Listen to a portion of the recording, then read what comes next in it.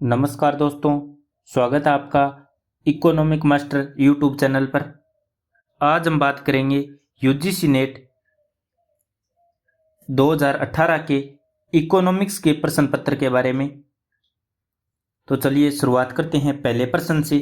अल्पकालिक अवधि में एकाधिकारी और एकाधिकारिता प्रतिस्पर्धा दोनों के लिए निम्नलिखित में से कौन सा सही होगा? ए, कीमत सीमांत आय से अधिक है, कीमत सीमांत आय के बराबर है, कीमत सीमांत लागत के बराबर है, कीमत औसत लागत के बराबर है।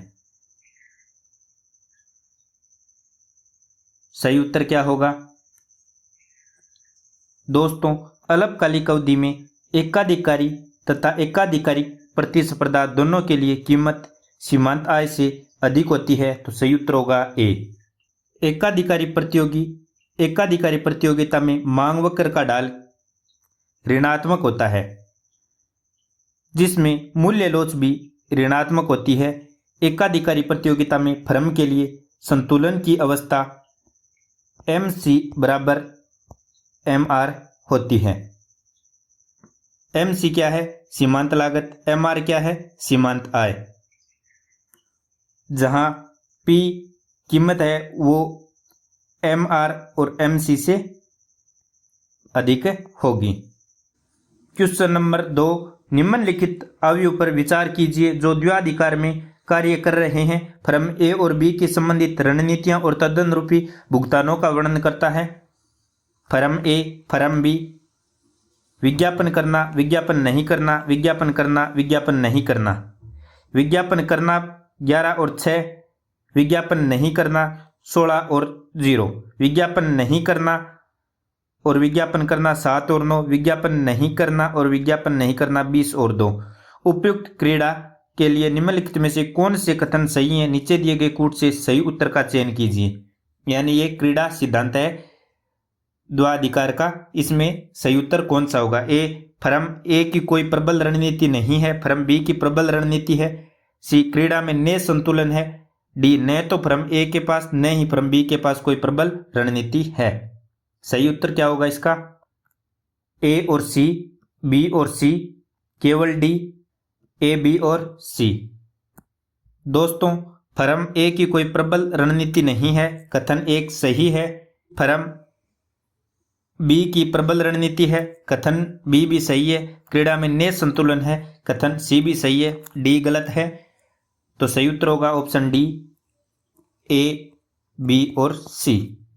इसे आप पॉज करके आराम से पढ़ भी सकते हैं। अल्पाधिकार के संदर्भ में निम्नलिखित कथनों पर विचार कीजिए। कुर्नो का संतुलन एक नए संतुलन है। स्टेकलबर्ग का संतुलन एक नए संतुलन है।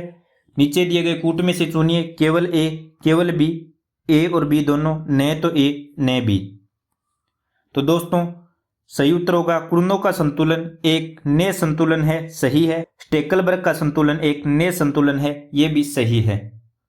कुर्नो मॉडल में द्विअधिकारी आपस में प्रतियोगिता करते हैं तथा कीमत व लाभ क्या होता है? कम होता है, तथा पूर्ण प्रतियोगिता से उत्पादन कम होता है। यदि पूर्ण प्रतियोगिता हो तो उत्पादन अधिकतम होगा तथा कीमत शून्य होगी। कुर्नो मॉडल में द्विअधिकारी समाधान में उत्पादन अधिकतम संभव उत्पादन का 2/3 होगा। स्टेकलबर्ग मॉडल, इस मॉडल में प्रथम प्रवेशी को विशेष लाभ प्राप्त होता है। प्रथम प्रवेशी फर्म लीडर फर्म होती है तथा दूसरी फर्म फॉलोअर फर्म होती है। इस मॉडल में उत्पादन का निर्धारण लीडर फर्म द्वारा किया जाता है। स्टेकलबर्ग मॉडल में कीमत बर्ट्रेड मॉडल की तुलना में अधिक होगी, किंतु कुर्नो मॉडल की तुलना में कम होगी। इस मॉडल में प्रतियोगी कुर्नो मॉडल की तुलना में अधिक, किंतु एकाधिकार प्रतियोगिता से कम होगी। स्टेकलबर्ग मॉडल में कुल उत्पादन एकाधिकार की तुलना में अधिक, किंतु पूर्ण प्रतियोगिता की तुलना में कम होगा। स्टेकलबर्ग मॉडल में उपभोक्ता की बचत कुर्नो मॉडल की तुलना में अधिक, किंतु बर्ट्रेड मॉडल की तुलना में कम होगी। इस मॉडल में कुल उत्पादन कुर्नो मॉडल की तुलना में अधिक, किंतु बर्ट्रेड मॉडल की तुलना में कम होता है। चलिए आगे बढ़ते हैं अगले प्रश्न की तरफ। सूची 1 और सूची 2 को सुमेलित कीजिए। सूची 1 में संकल्पना दी गई है, सूची 2 में अर्थशास्त्री दिए गए हैं।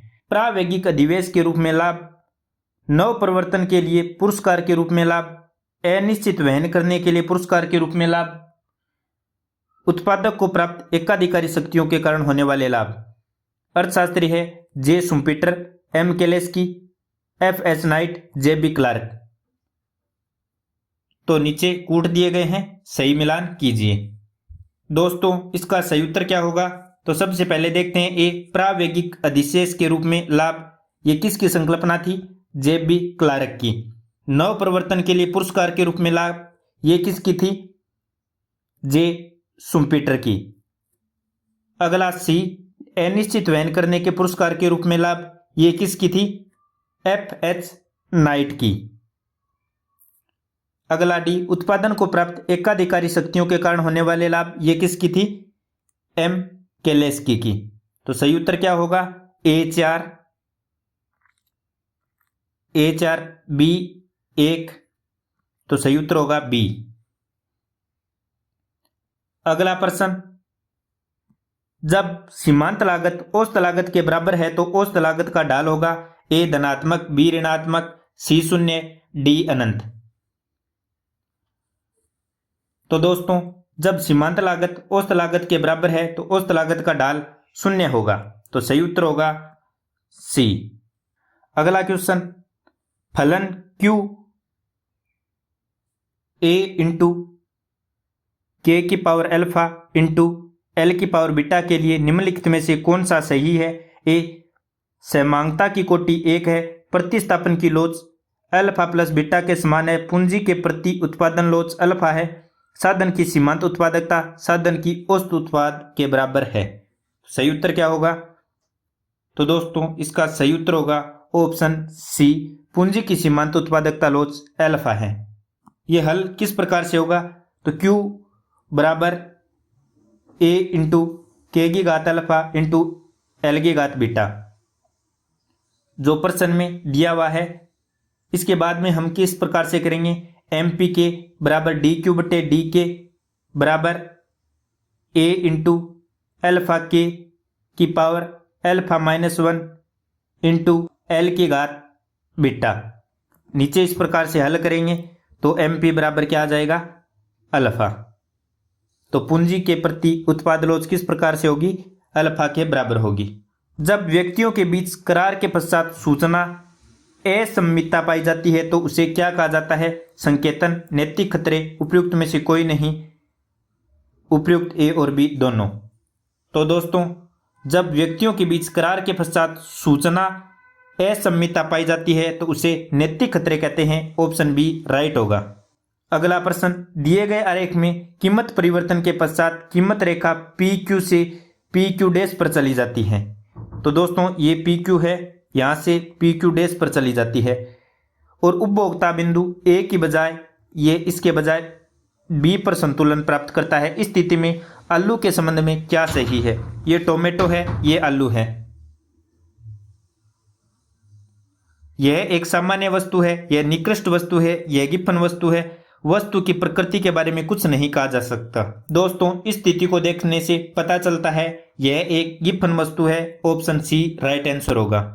गिफन वस्तु क्या होती है? जब किसी वस्तु के कीमत में वृद्धि के परिणाम स्वरूप मांग की मात्रा में भी वृद्धि हो जाए तो उसे गिफन वस्तु कहते हैं। गिफन वस्तु की आय लोच ऋणात्मक होती है किंतु मूल्य लोच धनात्मक होता है। यानी किसी वस्तु में कीमत में वृद्धि के परिणाम स्वरूप मांग की मात्रा में वृद्धि हो तो उसे क्या कहते हैं? गिफन वस्तु। निम्नलिखित में से कौन सा प्रतिलोम मांग फलन का सही वर्णन करता है? P बराबर फलन है D का, D बराबर फलन है P का, D बराबर फलन है 1/P का, P बराबर फलन है D और 1/Y का, जहाँ P कीमत, D मांग और Y वृद्धि है। तो सही उत्तर क्या होगा? तो दोस्तों प्रतिलोम मांग फलन पूछ रखा है तो इसका सही उत्तर होगा ऑप्शन ए, P बराबर फलन है D का। अगला प्रश्न, कल्याणकारी अर्थशास्त्र के पहले मूल सिद्धांत में अपेक्षित है? ए प्रत्येक वस्तु के लिए एक कुशल बाजार, बी अर्थव्यवस्था उपयोगी संभाव्यता वक्र पर किसी बिंदु पर क्रियाशील होती है, सी उत्पादकता और उपभोक्ता कीमत स्वीकारात्मक होते हैं, डी उपयुक्त सभी। तो कल्याणकारी अर्थशास्त्र में मूल सिद्धांत क्या अपेक्षित होता है? प्रत्येक वस्तु के लिए एक कुशल बाजार सही है, अर्थव्यवस्था उपयोगिता संभाव्यता वक्र पर किसी बिंदु पर क्रियाशील होती है सही है, उत्पादक और उपभोक्ता कीमत स्वीकारक होती है सी भी सही है। तो सही ऑप्शन होगा डी। कल्याणकारी अर्थशास्त्र का विचार सर्वप्रथम जे बेंथ ने दिया था। और कल्याणकारी अर्थशास्त्र की निम्नलिखित विशेषता है। यह पूर्ण रोजगार की मान्यता पर आधारित है, यह पूर्ण प्रतियोगिता की मान्यता पर आधारित है, एक सामान्य संतुलन विश्लेषण पर आधारित है, इसमें प्रत्येक वस्तु के लिए कुशल बाजार उपलब्ध है, अर्थव्यवस्था उपयोगिता संभाव्यता वक्र पर किसी भी बिंदु पर क्रियाशील होती है, अर्थव्यवस्था में उत्पादक उपभोग कीमत स्वीकारक होते हैं, बाह्यताएं असम्मित सूचनाओं का अभाव होता है।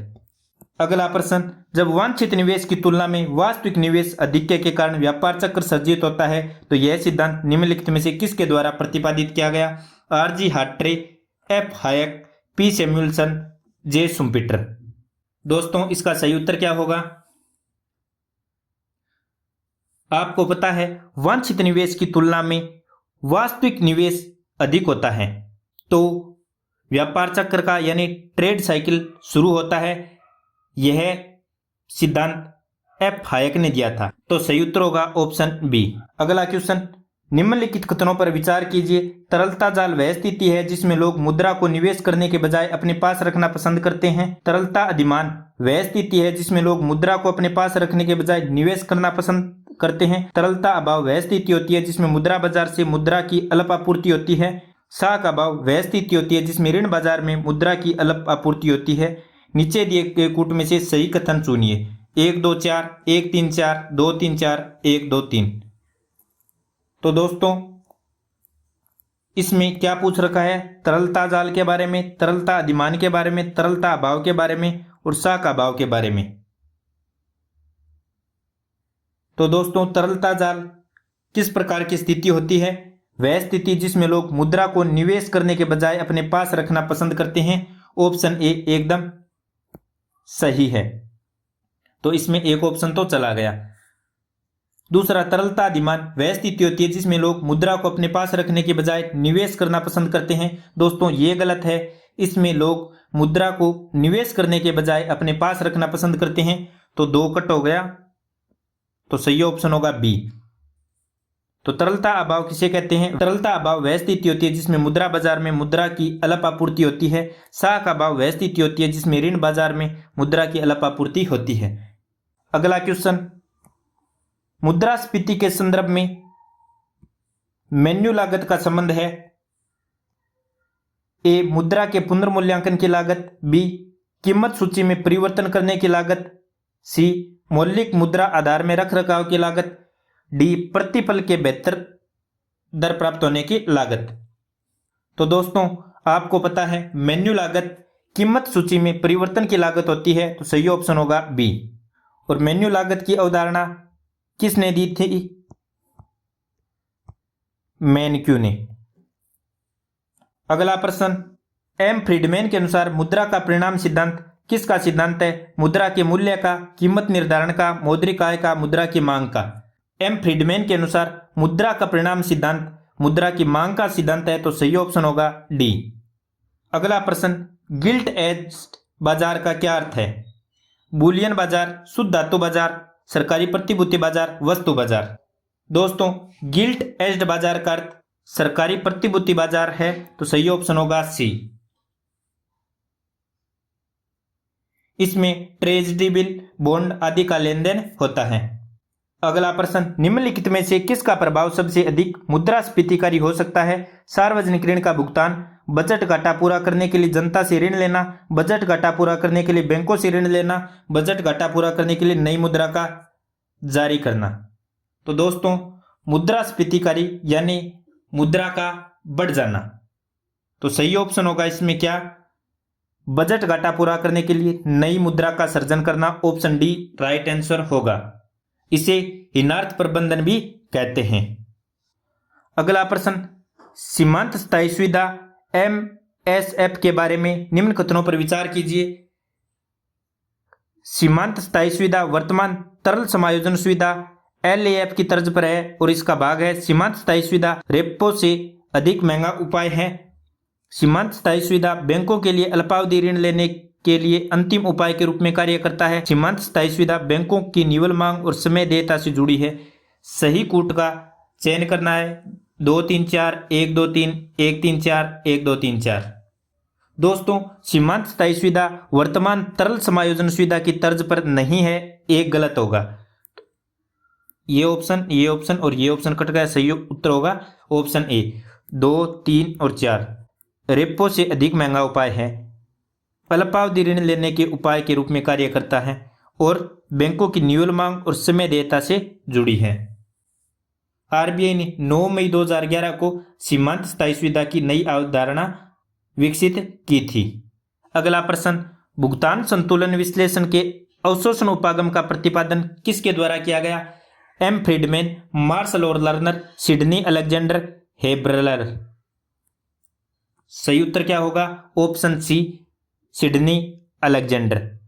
अगला प्रश्न, भुगतान संतुलन के संबंध में निम्नलिखित में से कौन सा सही रूप में सुमेलित नहीं है?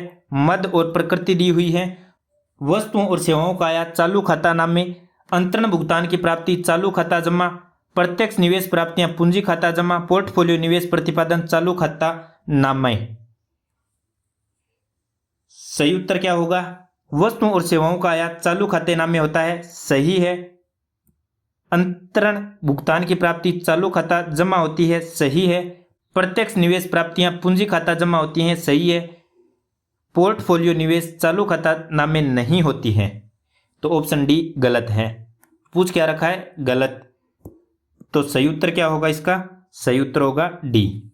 दोस्तों, क्रेडिट ट्रांजैक्शन में पूंजी का संतुलन किस प्रकार से होता है? चालू खातानामा और पूंजी खातानामा। चालू खातानामा में दृश्य खाता, व्यापार खाता, वस्तु खाता आता है।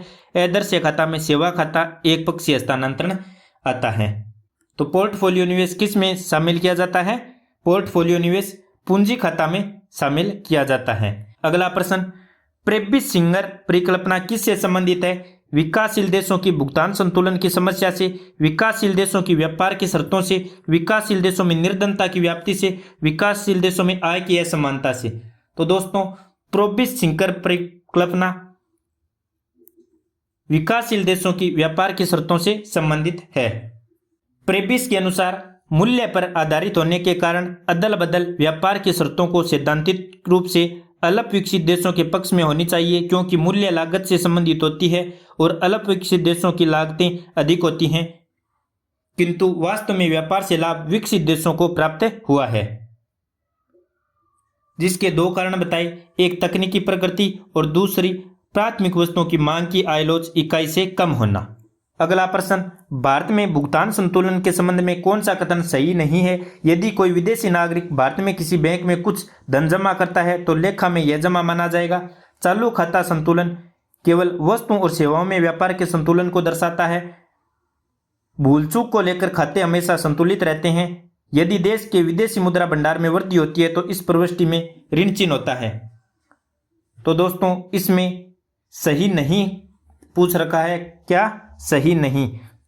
तो देखते हैं ऑप्शन नंबर 1, यदि कोई विदेशी नागरिक भारत में किसी बैंक में कुछ धन जमा करता है तो लेखा में यह जमा माना जाएगा, राइट है। लेकिन पूछ क्या रखा है? रोंग कौन सा है? दूसरा, चालू खाता संतुलन केवल वस्तुओं और सेवाओं में व्यापार के संतुलन को दर्शाता है, कथन गलत है। चालू खाता संतुलन केवल वस्तुओं और सेवाओं में व्यापार संतुलन को नहीं बल्कि एक पक्षीय हस्तांतरण को भी शामिल करता है। तो सही कौन सा होगा इसमें? बी। सी, भूल चूक को लेकर खाते हमेशा संतुलित रहते हैं, यह कथन भी सही है। यदि देश के विदेशी मुद्रा भंडार में वृद्धि होती है तो इस प्रविष्टि में ऋण चिन्ह होगा, यह भी सही है। आपको पता है 2 प्रकार के खाते होते हैं, व्यापार खाता या दृश्य खाता या अदृश्य खाता। अगला क्वेश्चन, मान लीजिए किसी देश के लिए निर्यात के लिए मांग की लोच EX है और आयात के लिए मांग की लोच EM है। मान लिया जाए कि देश अपनी मुद्रा का अवमूल्यन करता है तो उसके पास भुगतान संतुलन में निश्चित रूप से सुधार को दर्शाएगा। यदि EX प्लस EM 1 से अधिक हो या 1 से कम हो या 1 के बराबर हो या EX, EM और 1 तीनों बराबर हो। तो A, B, C, D इसमें कौन सा ऑप्शन राइट होगा? तो दोस्तों, आपको पता है राइट होगा option A, EX plus EM, यानी मांग की लोच और आयात के लिए मांग की लोच 1 से अधिक हो तो भुगतान संतुलन में निश्चित रूप से सुधार दर्शाएगा। दोस्तों, अवमूल्यन के लिए लोच प्रत्यागम का प्रतिपादन मार्शल ने 1923 में, लर्नर ने 1944 में, रॉबिन्सन ने 1947 में तथा मैकलफ ने 1955 में और विकसित किया। यह आंशिक सहस्थिति संश्लेषण पर आधारित है। मार्शल लर्नर के अनुसार यदि पूर्ति लोच अपरिमित दी हुई हो तो व्यापार शेष के सुधार के संबंध में अवमूल्यन की सफलता मांग की लोच के योग के ऊपर निर्भर करती है। तो ये हमने देख लिया। EX प्लस EM यदि 1 से अधिक है तो अवमूल्यन प्रभावी तथा सफल होगा। यदि 1 के बराबर हो तो कोई प्रभाव नहीं पड़ेगा। यदि 1 से कम हो तो न केवल अप्रभावी होगा बल्कि इसमें घाटा होगा। अगला प्रश्न, अन्य बातों के समान रहने पर निम्नलिखित में से कौन सा US डॉलर के मुकाबले रुपए का मूल्य ह्रास करेगा? भारत में ब्याज दरों में वृद्धि, USA में आय में गिरावट, रुपए के बाह्य मूल्य में प्रत्याशित वृद्धि, भारत में विदेशी निवेश के प्रवाह में वृद्धि। सही उत्तर क्या होगा? USA की यदि आय में गिरावट होती है तो US डॉलर के मुकाबले रुपए का मूल्य ह्रास होगा। तो सही ऑप्शन होगा बी। अगला प्रश्न, वणिकवादियों के अनुसार व्यापार है एक धनात्मक योग क्रीड़ा, अनंत योग क्रीड़ा, शून्य योग क्रीड़ा, ऋणात्मक योग क्रीड़ा। तो वणिकवादियों के अनुसार व्यापार एक शून्य योग क्रीड़ा है। ऑप्शन सी राइट होगा, क्योंकि इनके अनुसार दो व्यक्तियों में एक व्यक्ति को जितना लाभ होगा दूसरे को उतनी हानि उठानी पड़ेगी। अगला प्रश्न, उत्पादन में अपूर्ण विशिष्टीकरण होता है जब देश के सन्मुख होती है स्थिर अवसर लागत, गिरती हुई अवसर लागत, बढ़ती हुई अवसर लागत, अनिश्चित अवसर लागत। दोस्तों, सही उत्तर क्या होगा? सही उत्तर होगा इसमें सी बढ़ती हुई अवसर लागत। उत्पादन में अपूर्ण विशिष्टीकरण तब होता है जब बढ़ती हुई अवसर लागत हो। अगला प्रश्न, कर उत्प्लावकता को इस रूप में दर्शाया जाता है। ये 4 स्थितियां दी गई हैं। इसमें से किस स्थिति को कर उत्प्लावकता के रूप में दर्शाया जा सकता है? कर उत्प्लावकता क्या होती है? राष्ट्रीय आय तथा सरकार द्वारा कर के संबंध में उठाए गए अन्य सभी विवेकाधीन कदम जैसे कर ढांचे में सुधार, कर की दर का युक्तिकरण, कर वसूली संबंधी प्रभावी कदम के प्रभावीकरण, कर में होने वाले परिवर्तन के बीच पाए जाने वाले संबंध आदि आते हैं। तो दोस्तों, इसमें सही आंसर क्या होगा? Option A, e⁻b T Y बराबर डेल्टा t⁻b बट्टे डेल वाई इंटू वाई बट्टे t⁻b। अगला क्वेश्चन, सामान्यतः आयकर किस सिद्धांत पर आधारित होता है? लाभ प्राप्ति के सिद्धांत पर, कर देयता के सिद्धांत पर, कर देने की इच्छा के सिद्धांत पर, इनमें से कोई नहीं। तो दोस्तों, बड़ा ही इजी क्वेश्चन है। आयकर का सिद्धांत कर दे क्षमता के सिद्धांत पर। ऑप्शन बी राइट होगा। कल्याणकारी सुधार प्राप्ति में कौन सी पत्ति सहायक होती है यदि बाह्यताएं विद्यमान हो? ए विनियमन, बी संपत्ति अधिकारों का समनुदेशन और सौदेबाजी की अनुमति, सी पिग्गू कर, डी उपरोक्त सभी। कल्याणकारी सुधार प्राप्ति के लिए हमें विनियमन, संपत्ति अधिकार का समनुदेशन और सौदेबाजी की अनुमति, पिग्गू कर, सभी बाह्यताएं विद्यमान होनी चाहिए। तो डी सही ऑप्शन होगा, उपरोक्त सभी। अगला प्रश्न, सरकारी बजट में कौन सी पूंजी प्राप्तियां हैं? ए सरकार द्वारा अन्य पक्षों को दिए गए ऋण पर ब्याज प्राप्तियां, लोक उद्यमों का लाभांश और लाभ, जनता से सरकार द्वारा लिया गया ऋण, संपत्ति कर प्राप्तियां। सरकारी बजट में पूंजी प्राप्तियां जनता से सरकार द्वारा लिया गया ऋण होता है। Option C right answer. भारत में बजट प्रणाली की शुरुआत किसने की थी? वाइसराय कैनिंग ने। कब? 1860 में। संविधान के अनुच्छेद 112 में वार्षिक वित्तीय विवरण के नाम से इसे जाना जाता है। पूंजीगत प्राप्तियों में क्या क्या शामिल होता है? पूंजीगत प्राप्तियों में ऋणों की प्राप्ति, विनिवेश, जनता से लिया गया ऋण, भविष्य निधि शामिल होता है। अगला प्रश्न, निम्नलिखित में से कौन बाह्यता के प्रभाव को कम करने के लिए सबसे अधिक प्रभावशाली होता है? वित्तीय नीति, एकाधिकार का विनियमन, सक्रिय मौद्रिक नीति, बाजार को नियंत्रण मुक्त करना। बाह्यता के प्रभाव को कम करने के लिए सबसे अधिक प्रभावशाली कदम होगा वित्तीय नीति। अगला प्रश्न, अधिकतम सामाजिक लाभ प्राप्त किया जा सकता है? कुल सामाजिक त्याग बराबर कुल सामाजिक लाभ, सीमांत सामाजिक त्याग बराबर सीमांत सामाजिक लाभ, निव्वल सामाजिक त्याग, निव्वल सामाजिक लाभ, औसत सामाजिक त्याग, औसत सामाजिक लाभ। अधिकतम सामाजिक लाभ प्राप्त होगा जब सीमांत सामाजिक त्याग बराबर होगा सीमांत सामाजिक लाभ के। ऑप्शन बी राइट आंसर होगा। कर का वैधानिक करापात किससे संबंधित है? व्यक्ति जो कर का भुगतान करने के लिए कानूनी तौर पर उत्तरदायी है। कर के भुगतान के पश्चात बची हुई आय की रकम, मुद्रास्फीति को हिसाब में लेने के पश्चात भुगतान किए गए कर की रकम, कर लगाए जाने के पश्चात सर्जित कर राजस्व की रकम। तो दोस्तों इसमें सही उत्तर क्या होगा? वैधानिक करापात किससे संबंधित है? व्यक्ति जो कर का भुगतान करने के लिए कानूनी तौर पर उत्तरदायी है। ऑप्शन ए राइट होगा। हम जानते हैं कर प्राप्तियां दो प्रकार की होती हैं, कर राजस्व और गैर कर राजस्व। कर एक प्रकार का अनिवार्य भुगतान है जो सरकार को देना पड़ता है। अगला प्रश्न, प्रत्याशावर्धित फिलिप्स वक्र द्वारा वर्णित संबंध निम्न में से किस में है? केवल दीर्घ अवधि में, अल्पावधि में, अल्पावधि और दीर्घ अवधि दोनों में, न अल्पावधि न दीर्घावधि में। तो दोस्तों हमें पता है फिलिप्स वक्र में प्रत्याशावर्धित दीर्घ अवधि में होता है, तो ऑप्शन ए राइट आंसर होगा। अगला प्रश्न, बेरोजगारी की गैर त्वरित स्फीति दर NAIRU का अर्थ है? ए बेरोजगारी की दर जिसके लिए स्फीति दर में परिवर्तन शून्य है, स्फीति दर जो बेरोजगारी की दर को शून्य करती है, स्फीति दर जिसके लिए बेरोजगारी की दर में परिवर्तन शून्य है, बेरोजगारी की दर जो स्फीति की दर के बराबर है। तो दोस्तों इसका सही आंसर होगा ऑप्शन ए, बेरोजगारी की दर जिसके लिए स्फीति दर में परिवर्तन 0 है। ये क्या होगा? बेरोजगारी की गैर त्वरित स्फीति दर। अगला प्रश्न, नवकेंद्रवादी कीमत और मजदूरी जड़ता की व्याख्या करने के लिए किसका उपयोग करते हैं? चित्र व श्रम सुविधाएं, मेन्यू लागत, परिसीमित युक्ति पर आधारित व्यवहार, डी उपयुक्त सभी। तो दोस्तों केंद्रवादी कीमत और मजदूरी जड़ता की व्याख्या करने के लिए चित्र व श्रम सुविधाएं, मेन्यू लागत, परिसीमित युक्ति पर आधारित व्यवहार यानी इन तीनों का उपयोग करते हैं, तो सही ऑप्शन होगा डी। अगला प्रश्न, निम्नलिखित कथनों पर विचार कीजिए। किसी बाजार में किसी उत्पाद या सेवा के लिए प्रभावी मांग उस समय उत्पन्न होती है जब किसी अन्य बाजार में क्रेताओं का व्यवहार प्रतिबंधित होता है। 2 नंबर, प्रतीकात्मक मांग उस समय उत्पन्न होती है जब किसी अन्य बाजार में क्रेताओं का व्यवहार प्रतिबंधित होता है। उपयुक्त में कौन सा कथन सही है? 1 केवल 2, 1 और 2 दोनों, न तो 1 न 2। तो दोस्तों इसमें सही उत्तर होगा ऑप्शन सी, 1 और 2 दोनों।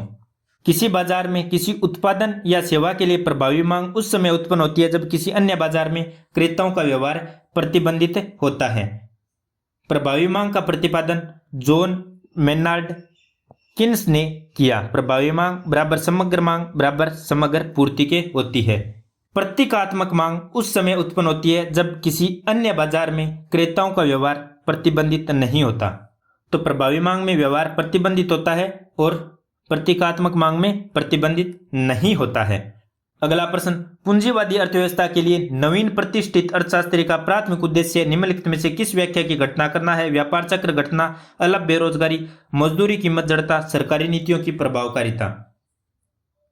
दोस्तों इसमें सही उत्तर होगा ऑप्शन ए, व्यापार चक्र घटना। निम्नलिखित में से कौन से संवर्धी मॉडल में तटस्थ तकनीकी प्रकृति को मान लिया जाता है? हेरड मॉडल, सोलो मॉडल, ए और बी दोनों, न ए न बी। तो दोस्तों इसमें सही होगा ऑप्शन सी, ए और बी दोनों। दोस्तों हेरोड ने चाकूदार समस्या का प्रतिपादन किया जिसके अनुसार अर्थव्यवस्था जब एक बार संतुलन के पथ से विचलित हो जाती है तो पुनः संतुलन में नहीं आती, क्योंकि वे अधिकांश आर्थिक चरों को स्थिर मान लेते हैं, जैसे पूंजी उत्पादन अनुपात, श्रम उत्पादन अनुपात, बचत आय अनुपात।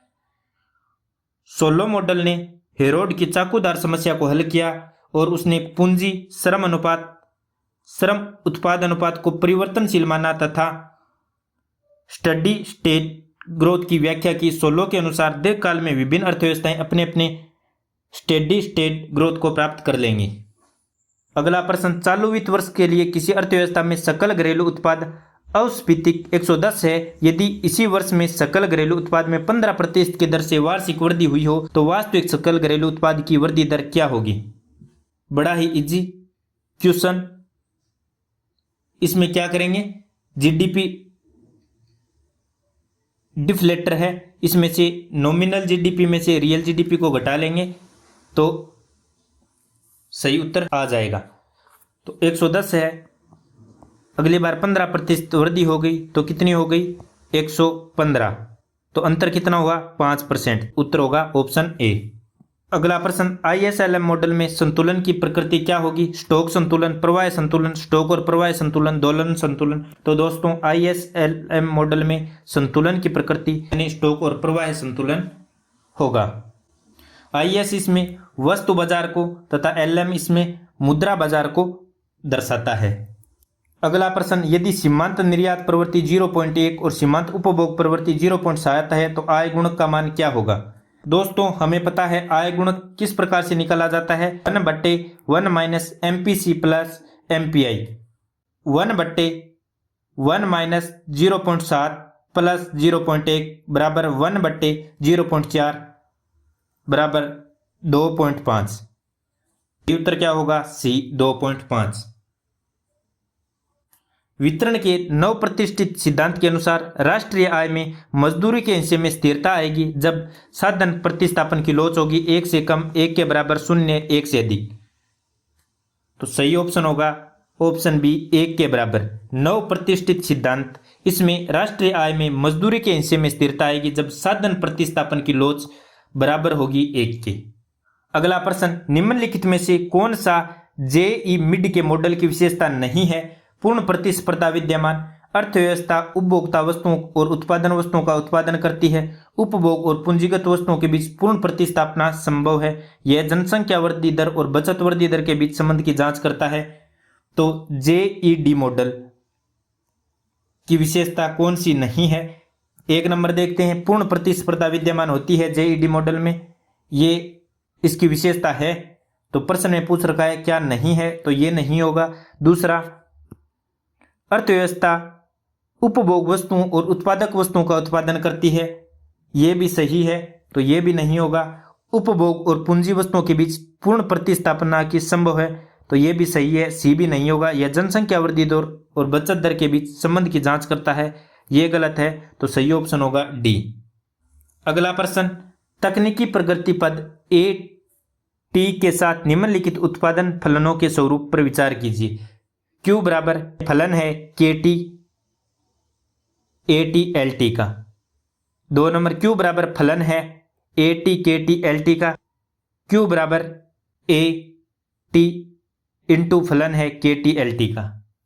कौन सा उत्पादन फलन श्रम वर्धित प्रौद्योगिकी के साथ श्रम और पूंजी के बीच निर्गत के वितरण को स्थिर बनाए रखता है? 1 और 2 दोनों, 3 1 और 3। तो दोस्तों इसका सही उत्तर होगा ऑप्शन 1 यानी ए। Q बराबर फलन है KT AT और LT का। अगला प्रश्न, संवर्धी के एक के मॉडल यानी y बराबर 1 के बारे में निम्नलिखित कथनों में से कौन सा गलत है? यह अंतर्जात संवर्धी सिद्धांत का एक भाग है। मॉडल यह मानता है कि पूंजी के भौतिक स्टॉक में वृद्धि से उत्पादन फलन ऊपर की ओर परिवर्तित होगा। मॉडल पूंजी के सापेक्ष ह्रासमान प्रतिफल को मानता है। मॉडल यह सुझाव देता है कि यदि निवेश का स्तर मूल्य ह्रास से अधिक है तो सतत वृद्धि होगी। इसका सही उत्तर क्या होगा, यानी गलत कथन कौन सा होगा? तो सही उत्तर होगा सी। निम्नलिखित में से कौन सा लक्षण निरपेक्ष अभिसरण के अस्तित्व के लिए सही नहीं है? समान जनसंख्या वृद्धि दर, समान बचत प्रवृत्ति, समान पूंजी श्रम अनुपात, बिन पूंजी श्रम अनुपात। सही उत्तर क्या होगा? तो दोस्तों निरपेक्ष अभिसरण अस्तित्व के लिए सही नहीं होगा ऑप्शन सी यानी समान पूंजी श्रम अनुपात, ये राइट आंसर होगा। समान जनसंख्या वृद्धि दर, बचत प्रवृत्ति व पूंजी श्रम अनुपात होता है।